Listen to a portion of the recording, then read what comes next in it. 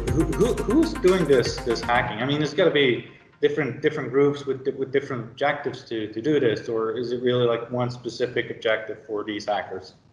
Well, it depends, and I put some stuff in there about the history of APT and kind of what different organizations look for, and there's a difference between nation state type of activity, which is the grand sort of strategic stuff that the U.S. and other countries are engaged in to gain a strategic advantage, and there's the criminal side. So right now, in reality, a lot of what you're seeing is kind of anybody everywhere that can find a new foothold is using it. It might be an APT that's just trying to gain a foothold to use it for something later, or it could be a criminal organization that's just looking to do their criminal operations.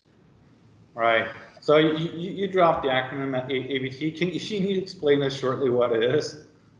Yeah, so APT is basically the persistent threat that you hear about all the time in the news. And what that actually comes from is a group of Air Force colonels that sat around and said, well, what does it really mean if a nation state is going to try and hack another nation state? And they came up with this term APT. So that's what you hear when other folks are talking about it on the media news, is that this is the persistent threat that's going to continue to come after organizations that have big time funding, big time resources, and that are aimed at national strategic level activities. Yeah, and you described it nicely in your book as well. And for anyone interested, I would definitely say read especially those chapters. Really interesting to see how different nations have different objectives and different techniques which they apply. So it's really interesting to read up on.